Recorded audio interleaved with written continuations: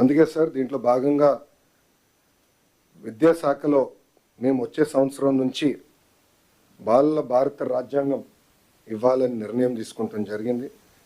దీంట్లో కాన్స్టిట్యూషన్లో ఉన్న అన్ని కాన్సెప్ట్స్ని సింప్లిఫై చేసి ఒక పిక్టోరియల్ ఫార్మాట్లో పిల్లలకి ఏజ్ అప్రోప్రియేట్కి ప్రధానంగా ప్రియాంబల్ అందిస్తూ ఫండమెంటల్ రైట్స్ ఏంటి, డ్యూటీ, స్ట్రక్చర్స్ ఆఫ్ గవర్నెన్స్ ఏంటి అనేది క్లియర్గా అందించాలని నిర్ణయం తీసుకున్నాం సార్. దాంట్లో భాగంగా భారతదేశానికి స్వాతంత్రం వచ్చిన కారకులైన మహాత్మా గాంధీ గారు, అంబేద్కర్ గారు, నెహ్రూ గారి గురించి కూడా దీంట్లో చాలా చెప్పాలని నిర్ణయించుకున్నాం. అంతేకాకుండా సివిక్ అవేర్నెస్ అనేది చాలా చాలా అవసరం. ఒక మాటలో చెప్పాలంటే చదువు పైన బాగా శ్రద్ధ పెడుతున్నాం, మార్కుల మీద పెట్టిన శ్రద్ధ, రెస్పాన్సిబిలిటీ, సివిక్ అవేర్నెస్ మీద మనం పట్టలేకపోతున్నాం. దానివల్ల సమాజం తీవ్రంగా నష్టపోతుందని మేము భావించి principles of justice, equality and fraternity పెట్టాలని మేము నిర్ణయించుకున్నాం.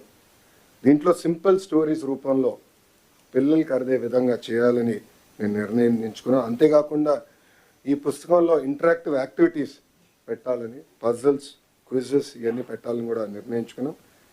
అంతేకాకుండా రోల్ మోడల్స్ మన గాంధీ గారు కానివ్వండి, అంబేద్కర్ గారు కానివ్వండి, నెహ్రూ గారు కానివ్వండి, సర్దార్ పటేల్ గారు కానివ్వండి, మౌలానా ఆజాద్ గారు కానివ్వండి, సర్వేపల్లి రాధాకృష్ణ గారు కానివ్వండి, వాళ్ళ గురించి రోల్ మోడల్ సింపుల్ ప్రొఫైల్స్ కూడా ఏర్పాటు చేయాలని నిర్ణయించుకున్నాం సార్. దాంట్లో భాగంగా ఒక కమిటీ వేయాలని నిర్ణయించుకున్నాం. కాన్స్టిట్యూషనల్ లీగల్ ఎక్స్పర్ట్స్ ఒక పక్కన, ఎడ్యుకేటర్స్ ఇంకో పక్కన, children literature authors, illustrators, visual designers, social scientist, civic educators, policy makers, ప్రజాప్రతినిధులు, చైల్డ్ రైట్ ఆర్గనైజేషన్స్.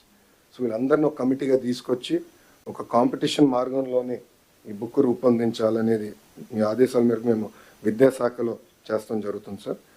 ఇది వచ్చే సంవత్సరం నుంచి పిల్లలందరికీ అందించాలని నిర్ణయం తీసుకున్నాం.